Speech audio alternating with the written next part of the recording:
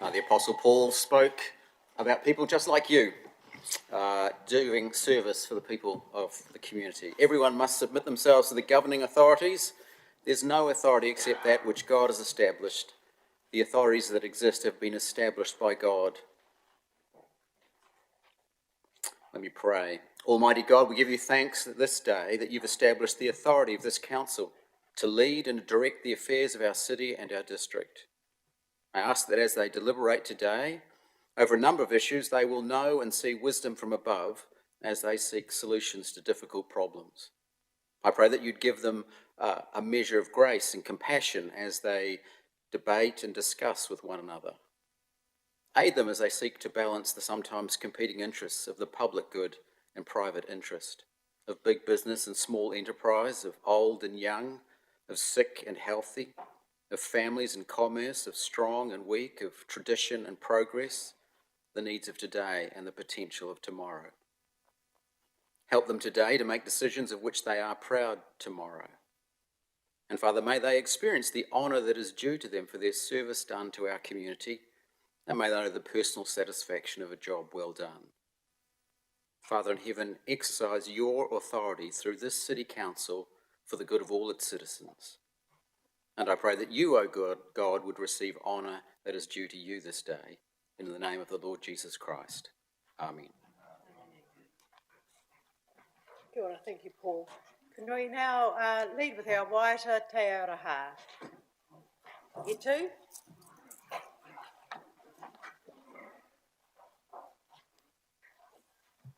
Go through twice.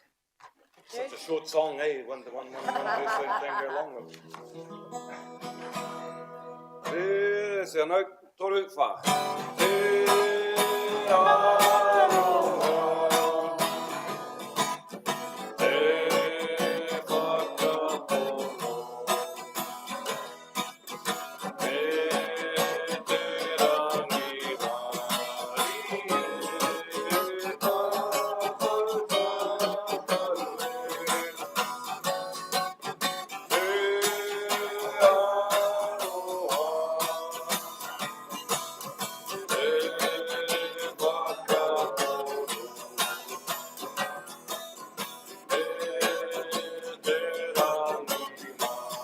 rangi mari e tātou tātou Kia ora. Ngā mihi, Baden. Moving now to apologies. No apologies have been received for today's meeting, but we do have leave. A leave for this meeting today from Councillor O'Keefe and requests for leave of absence from Councillor Kerr from the 17th to 23rd of September and Councillor Lawson from the 7th to 11th of September. Could I have a mover and a seconder for those leave of absence? Councillor Dixon, seconded by Councillor Sholem. All those in favour, please say aye. Any against? Thank you, that's carried. Conflicts of interest. Can we just address those and remind councillors of their positions regarding any advice on the email that has been sent out by the Chief Executive yesterday and about any potential conflicts of interest that anyone has on any of the items today. Seal register. See it is lying on the table there. We move on now to item number 6, and that's a petition from the Eskdale Park. Number 5, just missed out on the minutes. Happy to move from the chair, they be adopted, seconded by Councillor Barber. All those in favour, please say aye. Any against? Thank you, that's carried. Now moving on to item 6, petition from Eskdale Park. There will be a community meeting on the 9th of September at Hukarere Girls College to meet with the community and all interested parties to look at any development and any improvements and changes to Eskdale Park. Any questions? Any officers want to make any further comments? Can I have a mover, please? Moved Councillor Kerr, seconded Councillor Nixon. All those in favour, please say aye. Any against? Thank you, that's carried. Item number 7, petition Cornwall Park Avery. Mr. Hospers, would you like to add anything to your report? No, I'm happy to take it as read and take any answers, questions that, answer any questions that councillors might have. Thank you. Thank you, councillor Kerr. Second, councillor Travis. No further questions? So everyone's understanding the direction for the Averys and the response for the community about improvements. Great, I've got a mover and a seconder. I'll put that. All those in favour, please say aye. Any against? Thank you, that's carried. Thank you, Mr Hosford.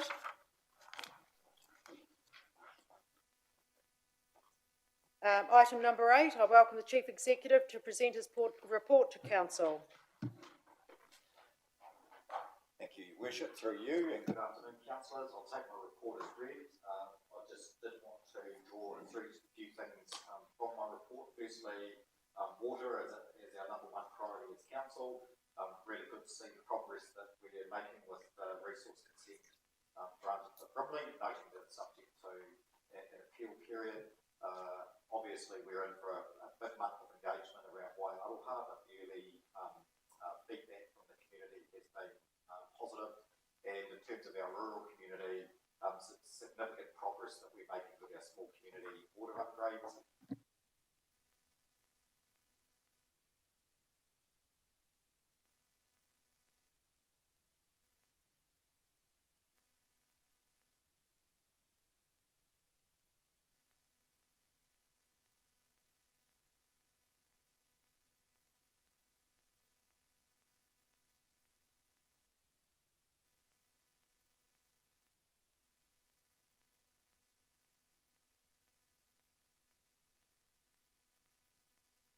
Very pleased to report that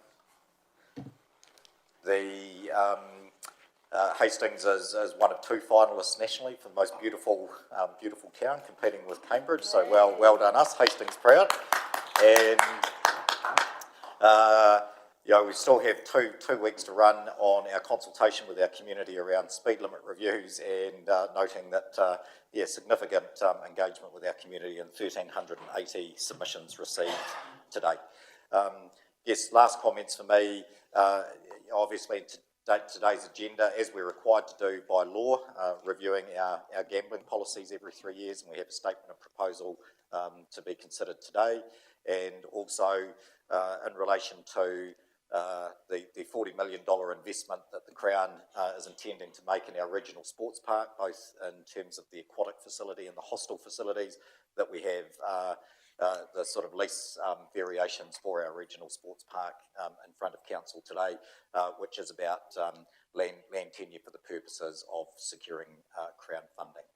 Just like to finish by acknowledging the very generous change to recommendations you made from my last Chief Executive's report in terms of acknowledging the hard work of officers and the success that we've had around attracting significant investment into Hastings, and just want to report back that, as we discussed at the last council meeting, we did convey that to the organisation, who were very appreciative of the acknowledgement from our elected representatives. That's it from me, but happy to take any questions. Thank you, Nigel. Any questions for our Chief Executive? No. Happy to move the report be accepted. Seconded, Councillor Dixon. All those in favour, please say aye. Aye. Any against? That's carried. Thank you. I just comment up.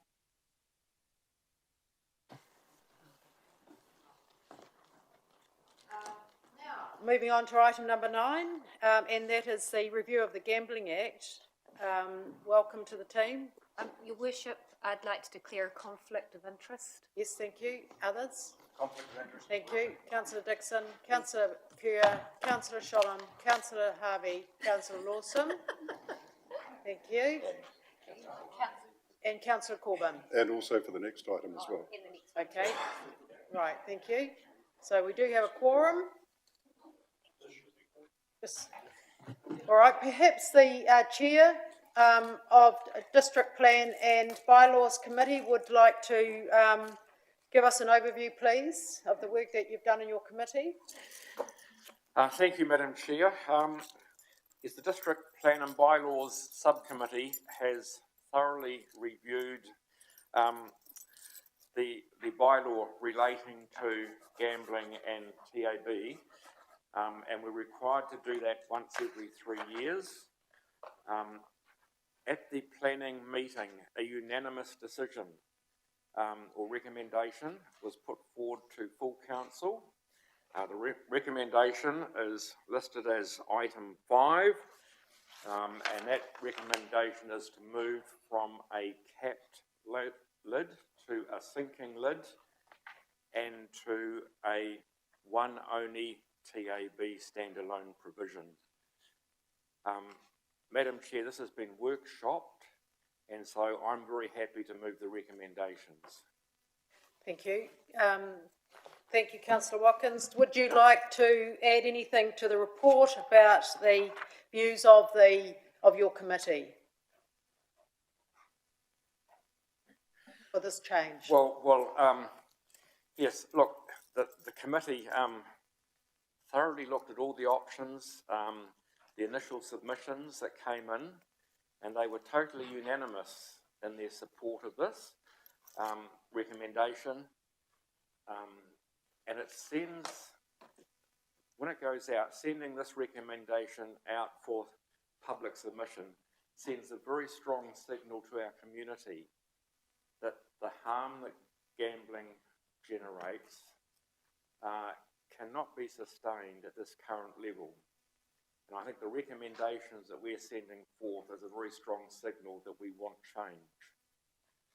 Okay, so we'll be calling for submissions from the community on that recommendation. Councillor Redstone. Happy to second. Thank you. Any further questions or comments? Councillor Barber. You know, as part of the bylaw subcommittee, support our chair in terms of his statement that there was a unanimous support for this change. And I just would like to add that in terms of the impact or negative impact that it has on the Māori community, I think people need to understand that it doesn't discriminate in terms of race, but we know that those most affected by gambling harm are those that are in the Māori community. And so this isn't just about trying to reduce those people that gamble, but it's actually the harm that it has on their immediate family, the wider whānau, hapu, iwi, and it just goes out like that. So, you know, the impact that it has on communities is huge, negative impact.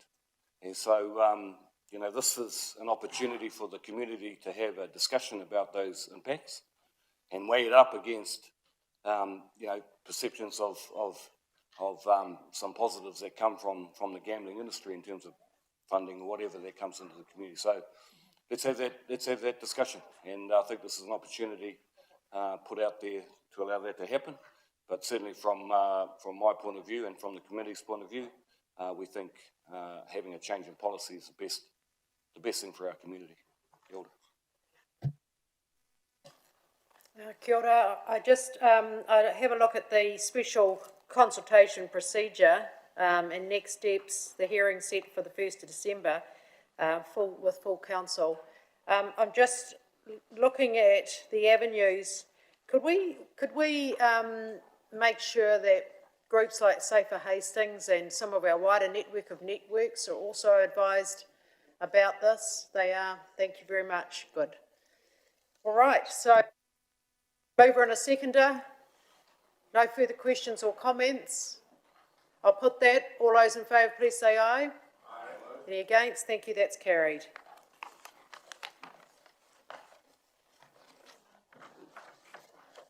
Welcome back.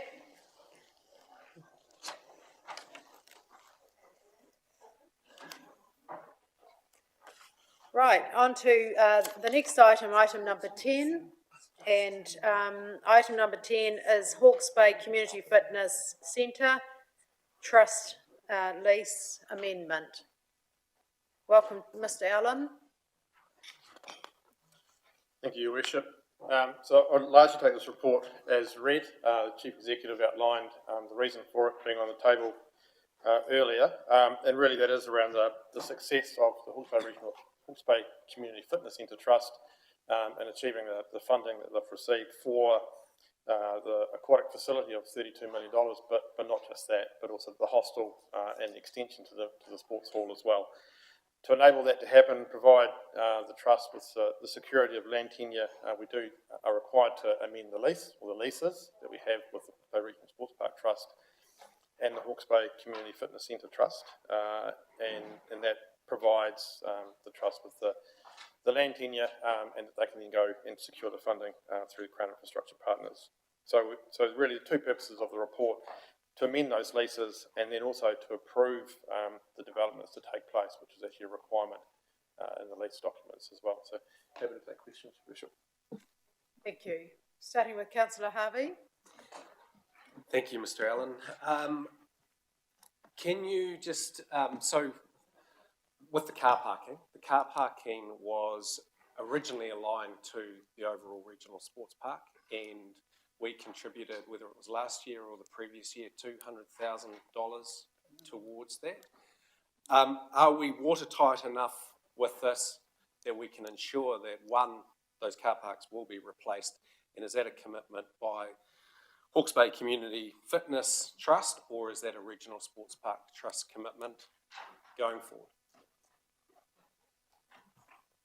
The commitment we've had to date from the Community Fitness Centre Trust is that their funding that they're going to receive is sufficient to create the additional car parks to replace what has been lost or what will be lost, but also add to the car parking provision to reflect the increased use that the aquatic facility will generate. So to date we've had a verbal commitment, but nothing more than that.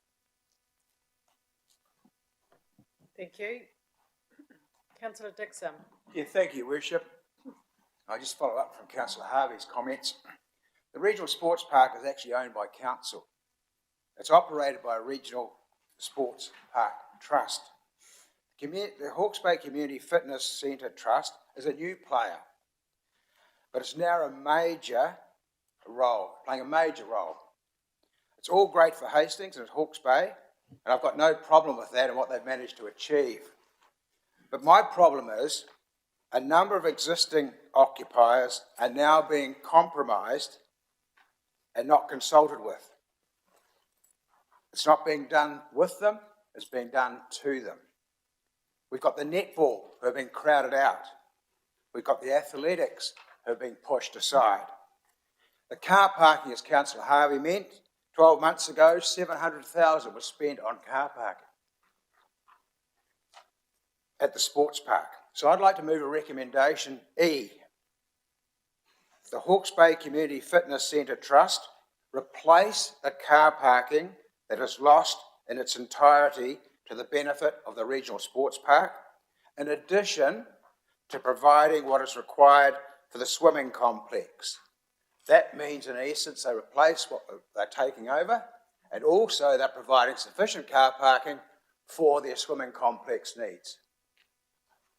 So that's my recommendation and the reasons behind it. Thank you. Councillor Harvey, second. Councillor Nixon. Thanks. The provision of, is it C? E, sorry. I didn't open on that page. Will that in any way delay progress? Are there any ramifications that we haven't been told about if we made that change? Through your worship, I don't believe that will cause any delays.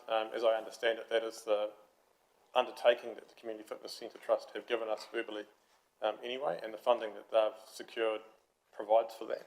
I probably will just add one point, if we can, just to bring in the Hawke's Bay Regional Sports Park Trust into that, so that when there is a replacement of car parks, that it's the satisfaction of both trusts. I think can we add that to that recommendation, please? Luba, thank you. I think that's very, very important. So, Councillor Barber. Yeah, no, I support that direction. In terms of the lease, that the, Sports Trust pays to us. We lease the land to them. How much lease do we get? And then, just follow up. Do they on lease that to, these other people that are using the thing? I just want to get an idea of how it all washes up. Through your worship. So, it's a peppercorn lease, so it's, $1 a year if requested, and we haven't previously requested, that be paid. What we have here is two separate leases. So, and this, the amendment here is to amend both leases, to adjust the boundaries that the respective trusts, operate on. So two discrete leases, for the land, within the regional sports park. Councillor Lawson. Thank you, Your Worship. Just a question from me regarding Hawke's Bay Regional Sports Park lease will be affected. I just want to be assured that they are in full agreement that the boundaries be changed. Through Your Worship, yes, I've had confirmation from the chair of the Regional Sports Park Trust that they are very supportive of what the Community Fitness Centre Trust are doing, and they've been fully consulted on the lines on the map effectively that were put in front of you. So both trusts have been consulted. Thank you. Councillor Harvey, you're right. Thank you, Madam Mayor. Just on the recommendations, and you do have what is the master plan or the map for the entire sports park and the red lines. What I'm just trying to make sure they are there just to show us what is potentially mooted going forward. All I'm just concerned about there is that, and it goes back to Councillor Dixon's point, has everybody been consulted with the number one being current netball facilities that are earmarked by whomever, that those would be converted into tennis?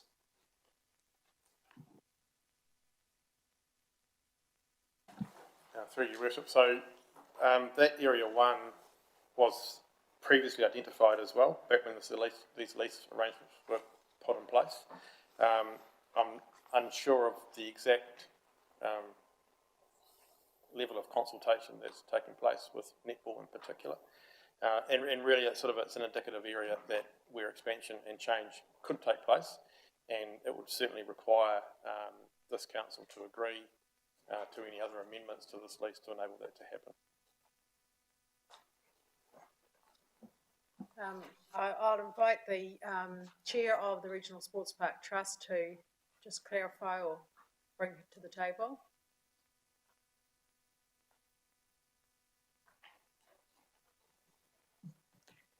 Thank you, Mayor Sandra. Mr. Allen is correct. That Area 1 has been on the lease historically, but this morning I went and met with the manager of Hawke's Bay Netball, Tina Arledge, and explained to her that that is not a new space, that it has been historic. From her point of view, she is concerned about it might predetermine an outcome. They're currently doing their own strategic plan, so I've suggested that she address that within their strategic plan. Once their strategic plan has been done, she can come and consult with both the Trust and Council, highlighting their concerns. So it's not new, but they are aware that it sits in there. Hope that answers your questions. Okay. Councillor Sholom. Thank you, Your Worship. My chief concern when looking at this report was the car parking, given how popular the sports park is, and I think that the amendment of E is a sound addition.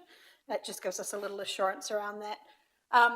I am, however, in overall principle, very supportive of this. We're talking about a $32 million new form of infrastructure being introduced into our community, into a place where it is well placed. It may well have implications to other aquatic facilities around our district, but I do also see the positive sides of it, and particularly in job creation As such, I'm supportive of the amended recommendation. Thank you, councillor Sholem. And while we are today discussing the lease arrangements for the Hawke's Bay Community Fitness Centre, I endorse what you have said, councillor Sholem.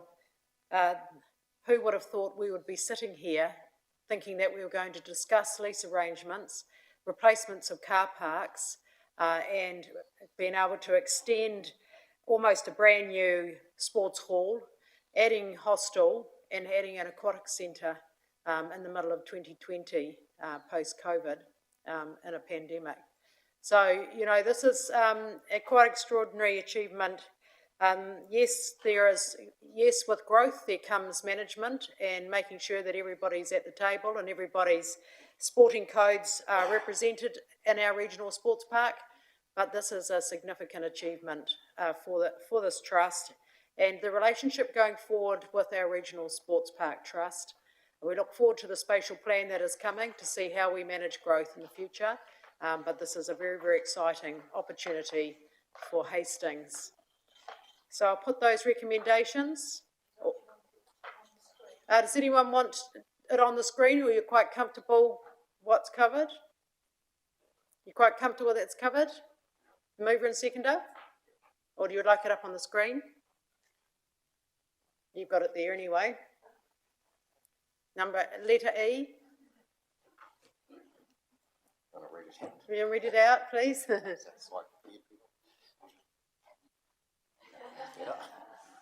That the Hawke's Bay Community Fitness Trust replace the car parking that is lost in its entirety, aquatic development for the benefit of the regional sports park, in addition to the car parking that is required for the swimming complex, with the location to be the satisfaction of both trusts. Happy with that, mover and seconder? All right, I'll put those recommendations. All those, sorry, councillor Travis. So there's a grammatical error in E. Oh, I thought you might. It should be, yes, replace the car parking that is lost in its entirety.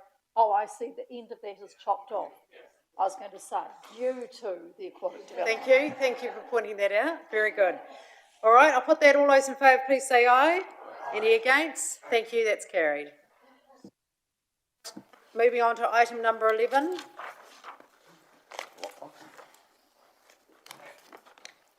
Welcome, Lockie.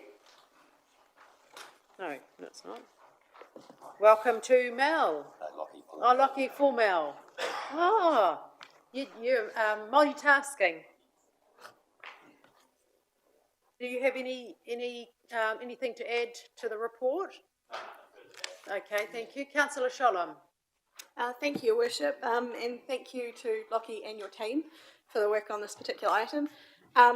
I am supportive of everything that has been listed in the recommendations, and I'm very happy to move. I would like to take the opportunity, though, in particular, to speak to the 4 schools that are impacted by these changes.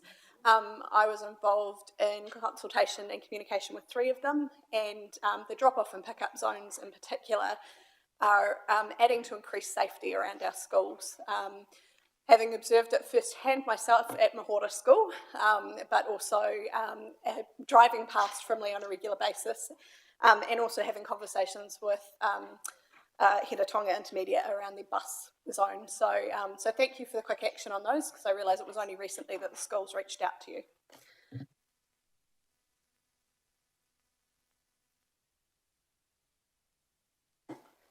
Sorry, sorry, I was just listening to the Chief Executive. You all good there with that response?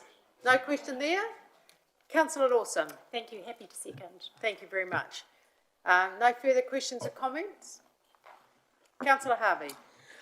Thank you. Just in regards to, and I'm very familiar with the Havelock North one because I do it most days, is there going to be what treatment will be there? Because at the moment all they do is have orange cones. Is that what's going to continue going forward, or do they amend it in any way? So there will be signage, as I understand it. Apologies, this is Mel's report, I'm just taking it as he's away. There will be signage, a formal 5-minute parking between the hours of,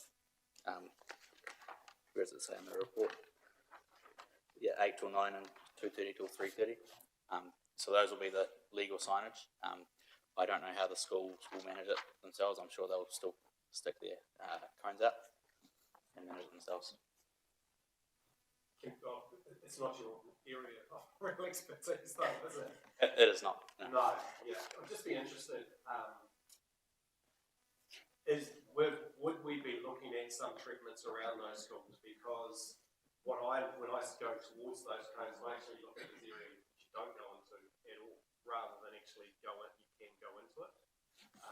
So, yeah, just wondered whether they, like a cycle lane that's painted green or whatever, that those areas in other districts and stuff, are they actually colour coded or anything rather than just a sign? I mean, schools are pretty good at putting out the communications around it anyway, but yeah, sometimes I've got those codes go, well, do I go into that area or do I find somewhere else to actually drop? I think that's something we can pick up with the schools individually. Regarding road marking, there are strict limits on what colours we can use on the road. But yes, we can bring that up with the school if there's confusion around what the cones mean or how they operate. Thanks, Lockie. Councillor Dixon? Thank you, Worship. I know the Frimley School drop-off zone very well. It's just been extended. The problem with it was the enforcement. So how is the enforcement of the drop-off zone going to take place? That's probably not your... Do we enforce the drop-off zone? How do you enforce it? This may be a question for John. John? What it does happen is that we regularly get the various principals and deputies ringing us up when they get issues. We also do get frequent flyers who, I think the principals and some of the people who are on the, what I call the cones, have enough of them, they give us a call and we go, generally by call, we'll go out there and undertake enforcement. On a case-by-case basis? Yeah. Okay, thank you. Councillor Sholem? Thank you, Worship. Following on from Councillor Harvey's question, in the meeting that I was involved in with the principals of Frimley and Mahora School around the drop-off zones, I know that both schools had raised concern about the signage that does go up. Although the formality of having it as an official drop-off and pick-up zone is something they both endorse and are after, the concern was the position of the sign is actually quite high. You can't see it from a car pulling in. And there was still going to be quite an onus on the school to somehow go out and police that. They had both pushed back, and it's something I left with Mel, and I'm going to reiterate here, that the schools would really love some support from council around that, whether it is some kind of fund that can put signs up, because at the moment what they've got is they've literally got bits of wood sitting out there, which when they get wet, they bubble, with laminated signs on it. So they're doing their best on their own, but there's inconsistency between schools. So it means when you've got children being dropped off at different schools, they're not looking for the same thing. And also, as I said, the signs aren't necessarily fit for purpose. So while I understand there's strict rules around what we can do with road markings, I would really love to understand if there's something council can do to support our educational institutes, which are actually just trying to keep our kids safe, with some kind of signage during those times. Through your worship, I think that's something we can definitely look at, and with the legal parking restrictions being in place, it'll be a lot easier to enforce that and reiterate that message. How many schools now have school management plans? Sorry, I can't answer that question. Travel management plans, we've got a lot, don't we? Yeah, I'd be interested to know, that'd be great, thank you. Councillor Nixon. Yeah, thank you, Your Worship. I've got two questions, one relating to the school park and the other to the electric vehicle park. I'm happy to ask the second one separately if there's other questions on the school. On the school parking, inevitably it seems when we cordon off an area for parking outside schools, it then causes a problem somewhere else.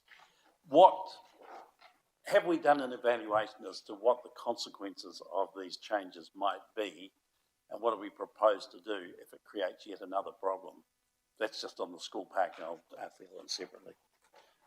Through your worship, I haven't done an evaluation. I will need to check whether Mel has.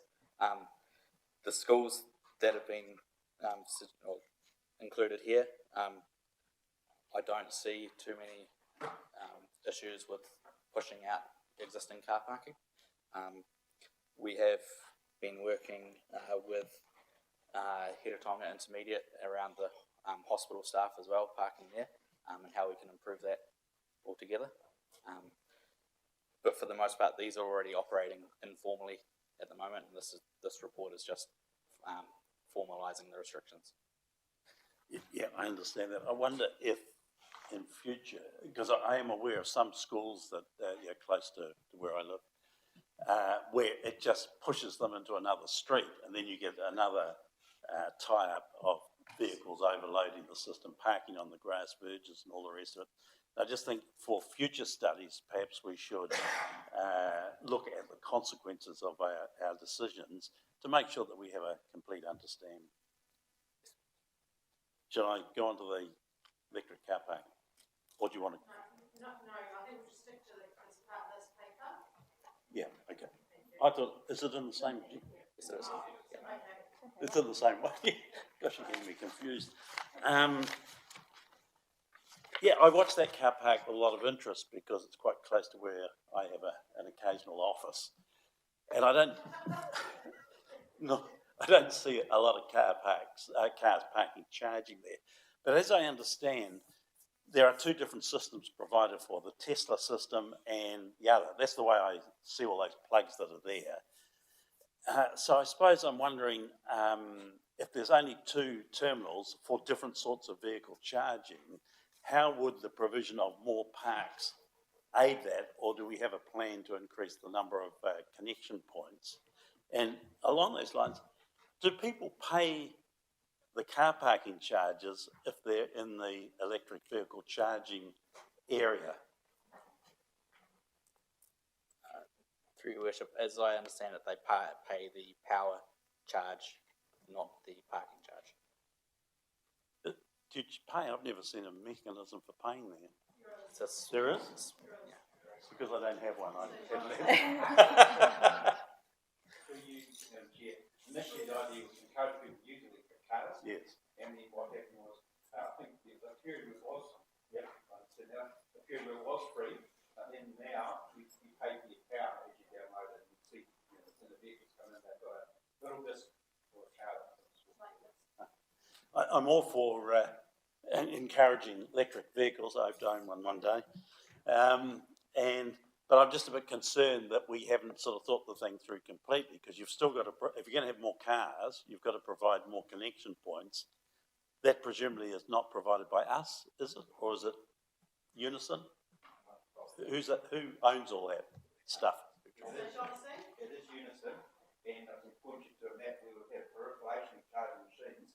A lot of them are not council, not public ones, but, they're used by the public, but they're spread quite widely. A number of businesses have installed in their own car parks as well. So it's interesting, it's starting to change, but that's quite a lot of time to change. I would expect it to change because it's becoming more environmentally desirable. But I'm still wondering, how are we talking to Unison about increasing the capacity of that point? Because as I said, there's really only one charging point if you've got a Tesla or if you've got another form of car. What are we doing? Yes, that's another question for John. Sorry about that, Simon. I think there is, one's proprietary and one's not. Yes. And I guess there has been an attitude that if you have got a Tesla, then you can probably drive a bit further. But there's a couple of locations where they are located. And we're open to the idea of having more of them. This was initial trial, and I'll talk to Mel about where he's heading with if we're having more in some of our public car parks. But I think the big thing was availability, and so that whoever comes, I think there's two different systems. I don't know the technical side of it, but there's one that's more broadly available to all electric cars as opposed to the Tesla system as a specific to theirs. So I'll come back to you, Simon. Yeah, the point I'm trying to make is it appropriate we make this decision right now when in fact you can only get one of each sort of car parked each side of the charging bar, the charging tower. Why are we proposing to add more spaces or take more spaces out for other people if in fact you can't use them because there's nowhere to connect them up to? That's the point. I just wonder if that item should be deleted and brought up subsequently when we've completed the process. As I understand it, you can charge from both parks on the same. That's correct. Yeah. Because the So they cords can are both quite, be in use at the same time. the cords are quite long, but there's only one cord for each system. So you can only get one car, either a Tesla or the Universal system, parked there. And I just wonder why we are proposing to have more area when there is no increased capacity to charge cars. There is you can charge a Tesla and another car at the same time, as I understand it. Well, they have different cords, and Yes. there's only one of each cord, as I've seen it. Multi-plugs. Is that right or wrong? Yeah, multiplex, sit down. It's a Mr. O'Shaughnessy, you know, we've got a sign up here with your name on it. We don't bite. You know, you're very welcome to come and sit up here and give us a bigger perspective on how we're going to charge electric cars for the future. And do we have enough spaces and parking places and all the things we need for our electric vehicles? Sorry. What to do? Can I Councillor Nixon, Councillor Travis, you want to answer the question for Councillor Nixon? Yes, I see. Yes, good. Yeah, I've had I've had an electric car for the last year. I've driven all over the North Island using a variety of charging systems, and I'm very happy to provide a tutorial for anyone who wants to know all about the intricacies. Suffice to say, what is proposed in this paper is entirely appropriate and entirely sensible and will meet our needs extremely well. So you and I perhaps could take it offline, Councillor Nixon, and be I'll wait for satisfied Mr. that this is O'Shaughnessy's, entirely correct. Response. So Councillor Travis, you're happy to move that? Absolutely. Thank you. Have a seconder, please. Councillor Watkins. Councillor Sholem. Thank you, Worship. That's actually already been moved and seconded. Oh, not seconded. Sorry, moved. Okay. If I may just very quickly speak to Councillor Nixon's concerns earlier about parking and the seeing where traffic is pushed off to. So both of the schools that I spoke to had actually done informal research themselves, and what they've found is that parking requirements around the areas of their schools have actually lessened because there's not parents pulling up massively early, not knowing whether or not they're going to be able to pull over and pick up their children. Because there's a formal drop-off and pick-up area, they're able to dip in, dive out, and off they go. So, and in fact, when talking to Mahoro Primary School, they found only one potential business that may have been impacted, which is a dairy down the road, and having spoken to Mel, that dairy would be very welcome to request a 5-minute park be put outside their property to offset that. So it's a win for everyone.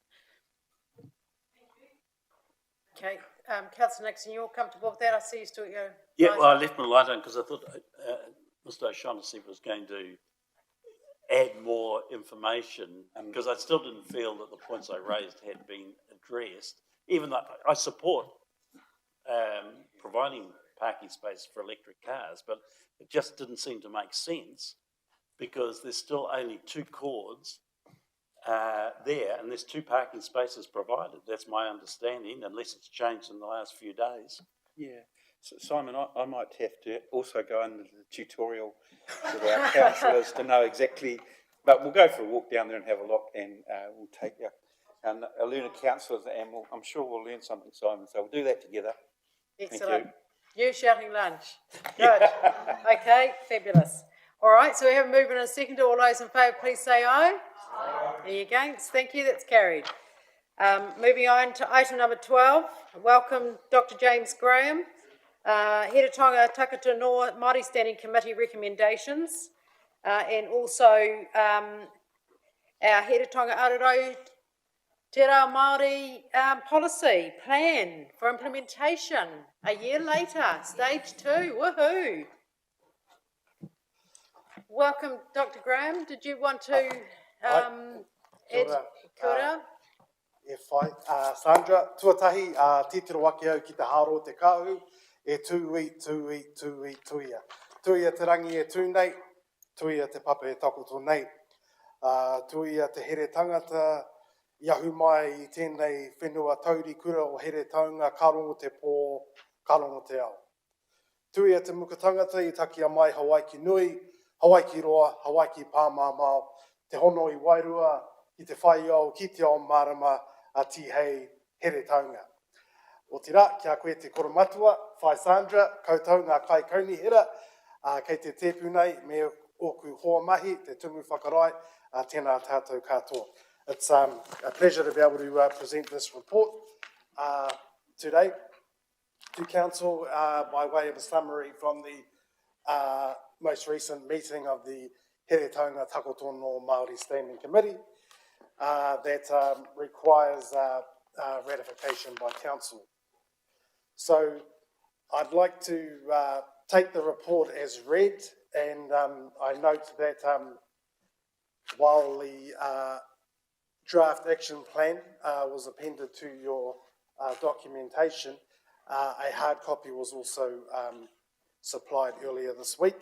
And so I think I'd like to open up the floor. And ko te kaia te rangatira he kōrero. So the food of leaders is conversation and dialogue. So kei a koutou. Thank you. Ora. Councillor Travers?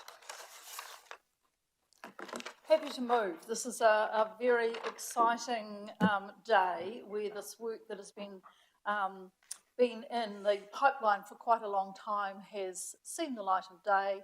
The document that has been produced as a roadmap for the future in terms of our engagement is a taonga in its own right. So delighted to move. Kia ora, Councillor Travers. Councillor Sears. Thank you, Your Worship. Well, I'm happy to second. Also to say, reading the document, the policy aspirations inspire me. So when that's true of a document, then I think it's something that I can very proudly stand behind, and I thank you for all your work. It's very beautiful. Thank you. Kia ora, Sophie. It's Councillor Sears. Councillor Barber. Kia ora tātou, tuatai mihi atu nei ki a koe, James, i tēnei mahere, hei arataki nei, tēnei kaunihira, te whakatairanga ke te reo Māori, ki roto i ona mahi, i ana mahi katoa. Mihi atu nei ki a koe o te raki ngā kaimahi, mihi atu nei ki a tātou, ki a koe, Geraldine. Sometimes it's surprising to probably say that we probably have a whakaihu waka reo Māori other than myself at the council, and Geraldine is probably the one that kind of whips the whip when things aren't pronounced as they should.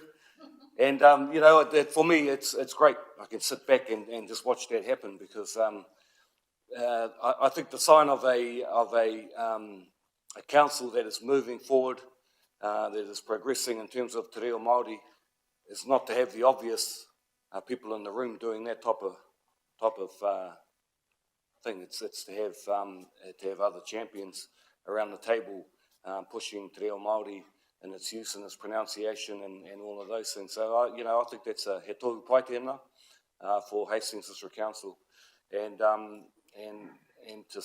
for me, that is actually the fruits that will come out of such a plan, is to have the council in its entirety appreciating and valuing the Māori language, which is an official language of Aotearoa New Zealand and has been for a long time. So I tautoko this direction, the recommendation from the Māori Standing Committee.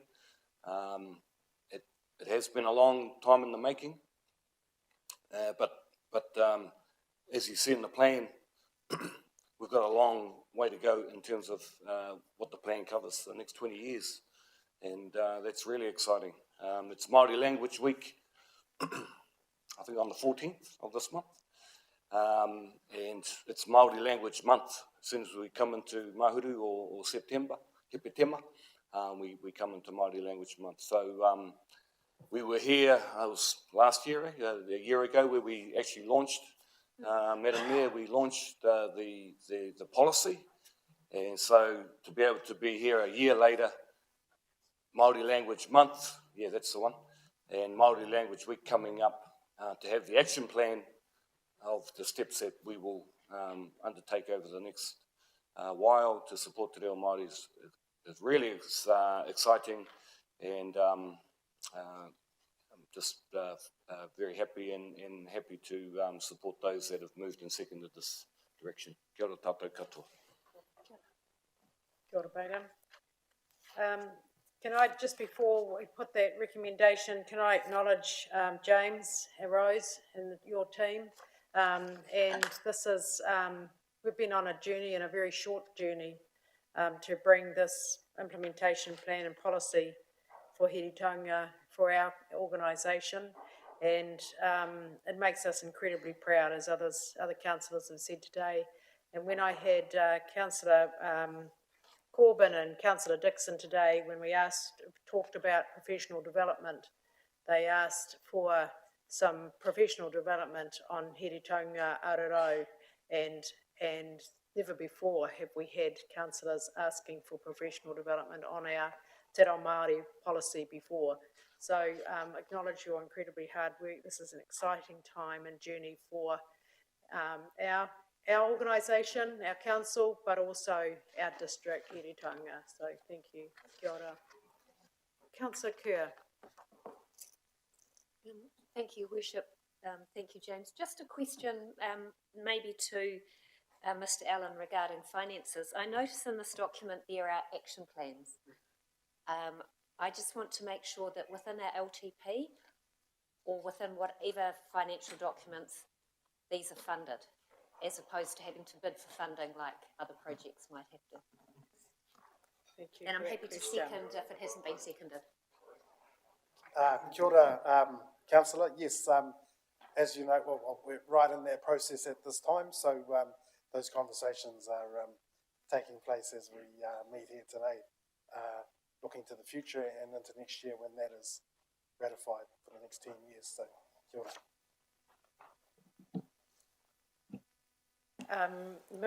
ora. So we have a mover and a seconder, Councillor Travis, and seconded Councillor Sears. No further questions? No comments further? I'll put that. All those in favour, please say aye. Any against? Thank you, that's carried. I think Tūtena Mai might be coming on. I can feel it. I can. Celebration time. And the other night we had, and I'd love to invite Ngātai to come in and present her presentation about the origins of Tūtena Mai, and for all of our council. And Malcolm and I were privileged the other night to hear it at the Arts Festival launch. So I'd like you to come in, James, and tell us about how our song originated. Kia ora. Tūtera mai ngā iwi au e, tātou tātou e. Tūtera mai ngā iwi, tātou tātou e. Whai a te marangatanga, e te aroha e ngā iwi, kia tapatahi, kia patahina. Tātou tātou e, tūtera iwi, kau whanau. Tātou tātou e, tūtera mai ngā iwi au e, tātou tātou e. Whai a te marangatanga, e te aroha e ngā iwi, kia tapatahi, kia patahina, tātou tātou e. Tātou tātou, turi kia kia mau, ia we. Kocho, wow, that's pretty impressive. Only Malcolm and Simon and Owen still to do the actions. Not bad in a year. Oh, did you? Oh, we're waiting patiently. Jolly good. All right, moving on now to item 13, the summary recommendations from Risk and Audit. Mr Allen, anything further to add? No, Your Worship, take the report as read. Great, and it's awesome to see councillors attend the health and safety workshop the other day. Thank you. Councillor Watkins. Happy to move the Thank recommendations, Your Worship. Councillor Nixon seconded. Any questions? I'll put that. All those in favour, please say aye. Any against? Thank you, that's carried. Meeting schedule of changes, 2020. Ms Evans, did you want to take report as read? Any questions on that report? Thank you. Seconded Councillor Sholem. Any questions? I'll put that. All those in favour, please say aye. Any against? Thank you, that's carried. Item number 15. So I haven't got the next agenda. Just for councillors now to look at moving into public excluded. We have one item in public excluded. Could I please invite the officers to talk to that item and why it should be in a PX environment, public excluded environment? Thank you, Madam Chair, and through you, Madam Chair, that's the officer's recommendation for public exclusion because council will be discussing the commercial interests of a third party. Thank you very much, Mr Cameron. Happy to move from the chair. Seconded Councillor Redstone. Any questions to Mr Cameron? I'll put that. All those in favour, please say aye. Any against? Thank you, that's carried. Now, thank you. Moving